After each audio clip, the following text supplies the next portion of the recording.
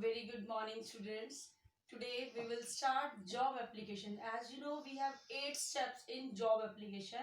Number 1 is sender's address. Number 2 is date. Number 3 is receiver's address.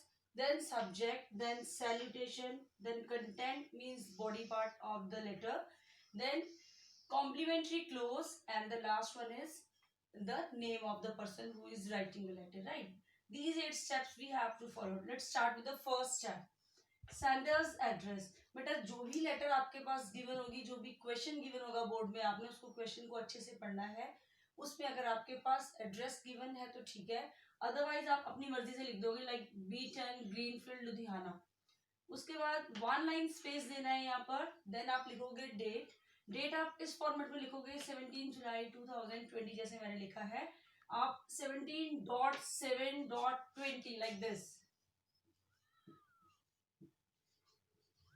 ये आप इस format में जो डेट है वो नहीं लिखोगे.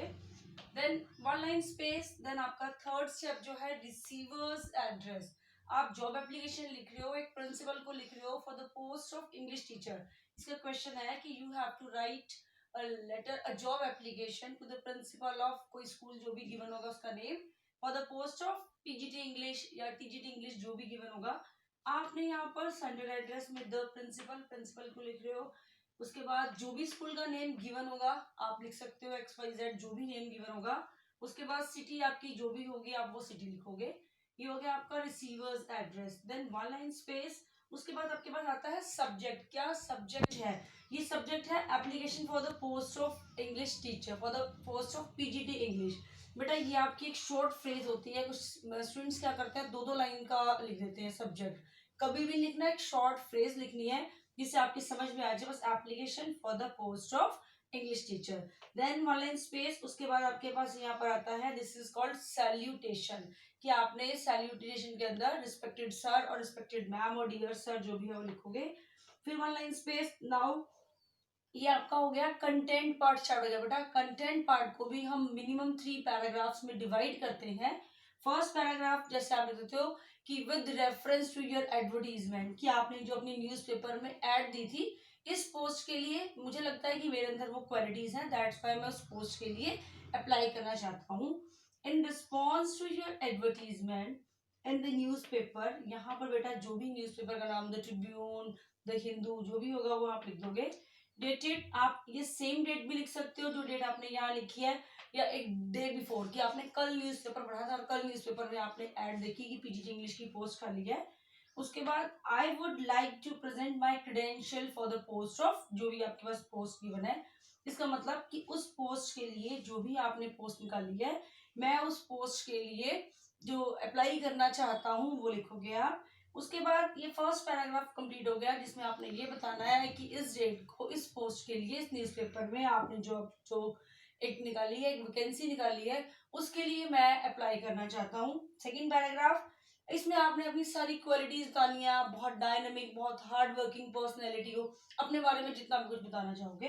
As regard my qualification I possess all the personal and professional attributes necessary for the job, कि अगर मैं अपने बारे में बात करूं तो जितनी भी आपकी इस जॉब के लिए, जो भी आपकी ये पोस्ट निकली हुई है, इस पोस्ट के लिए जितने भी एट्रीब्यूट्स होने चाहिए वो सारे मुझे लगता है कि मेरे अंदर है.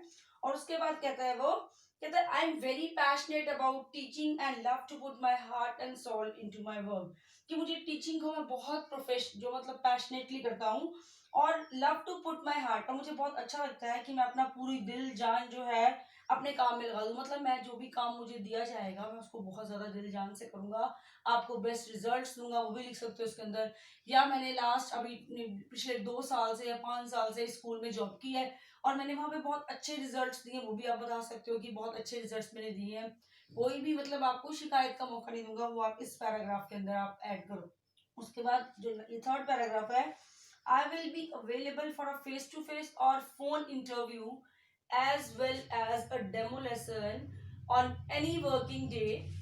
इसमें आप बताओगे कि आप कह रहे हो कि आप किसी भी दिन फेस टू फेस या कोई फोन पे भी इंटरव्यू अगर लोगे या कोई डेमो लेसन लोगे. डेमो लेसन मतलब लाइक आप स्कूल में बुलाओगे कि आप ये चीज ये पढ़ा के दिखाओ, तो उस डेमो लेसन के लिए किसी भी वर्किंग डे में मैं आ जाऊंगा, but would appreciate if I am informed well in time.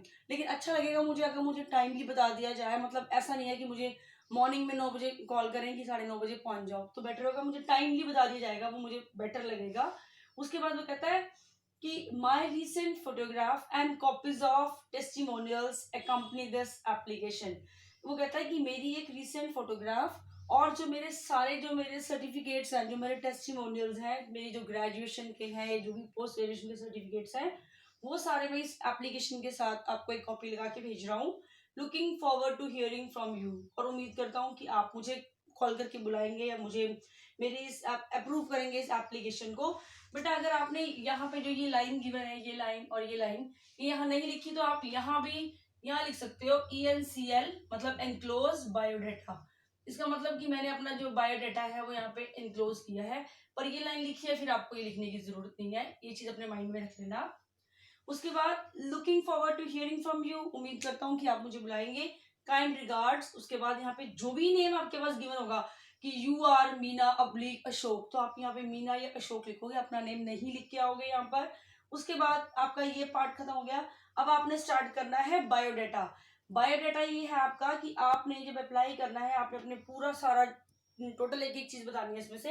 ये बेटा मिनिमम जो है 10 स्टेप्स, 10 आपके पास जो है होने चाहिए, कि मिनिमम आपने अपनी 10 डिटेल्स देनी है। नेम बता दिया आपने, जो भी गिवन है आपके पास कि you are Ashok oblique Meena, तो आपने अपना नेम देना है। फादर नेम, आपके पास फादर नेम गिवन नहीं होगा उसके अंदर एप्लीकेशन में, आपने कोई भी फादर नेम लिख देना है इसके अंदर अपनी मर्जी से बना के। एड्रेस आपके पास गिवन होगा, नहीं होगा तो जो एड्रेस आपने यहाँ लिखा है वही एड्रेस लिखोगे। फोन नंबर बता दोगे, आप कोई भी लिख दोगे अपनी मर्जी से। एज बताओगे आप, एज जो भी आपकी एज होगी वो लिख दोगे। मैरिटल स्टेटस के अंदर बेटा आप बताओगे कि मैरिड है या अनमैरिड है, वो आप यहाँ बताओगे। कि सपोज मैरिड है तो आप यहाँ पे लिखोगे मैरिड, ठीक है। उसके बाद एकेडमिक क्वालिफिकेशन, अब क्वालिफिकेशन आपकी PGT है, आप ये इंग्लिश की पोस्ट के लिए, तो ऑब्वियसली यहाँ पे आपकी MA इंग्लिश हुई होगी, तो यहाँ पे MA इंग्लिश जितनी परसेंटेज से हुई है वो लिखोगे। ग्रेजुएशन के जो मार्क्स है वो भी बताओगे आप। एक्सपीरियंस, लास्ट 5 ईयर्स से आप किसी एक बहुत अच्छे इंस्टीट्यूशन में टीच कर रहे हो, तो आप बताओगे। 2 साल आपने कहीं और पढ़ाया वो भी लिखोगे कि मैंने 5 ईयर इस इंस्टीट्यूशन पढ़ाया और 2 ईयर्स मैंने यहाँ पढ़ाया, वो आप यहाँ एक्सपीरियंस में दोगे, कि टोटल 7 ईयर एक्सपीरियंस हो गया, 5+2। नेशनैलिटी इंडियन हो गई आपकी, जो भी नेशनैलिटी होगी वो लिखोगे। ईमेल आईडी आपने अपनी बता देनी, ताकि जो भी वो कुछ आपको अदर इन्फॉर्मेशन देना चाहे आप ईमेल पे दे सकते हैं। हॉबीज बता दोगे, यहाँ पे अपनी 2 या 3 हॉबीज बता दोगे। सैलरी बेटा, salary expected and salary drawn, कि आपने अपने प्रीवियस स्कूल में कितनी सैलरी थी वो बता सकते हो, और आप क्या एक्सपेक्ट करो। लाइक आपको लगता है कि आप 50,000 में पिछली जॉब कर रहे हो, तो अब आप चाहते हो कि आपको मोर देन 50 मिले, तो आप यहाँ पे लिख दोगे कि क्या एक्सपेक्टेड है। और नहीं भी लिखोगे तो कोई दिक्कत नहीं है, सैलरी वाला पॉइंट छोड़ भी दोगे, कोई प्रॉब्लम नहीं है। And the last one, reference. यहाँ पे बेटा हमने किसी एक हम लिख देंगे रेफरेंस, प्रिंसिपल ऑफ जो भी है वुमेन्स कॉलेज, ठीक है, B.Ed कॉलेज, कोई भी डॉक्टर का, कोई भी प्रिंसिपल का, किसी का भी, कि आप रेफर करोगे कि उन्होंने आपको यहाँ पर भेजा है कि आप यहाँ अप्लाई करो।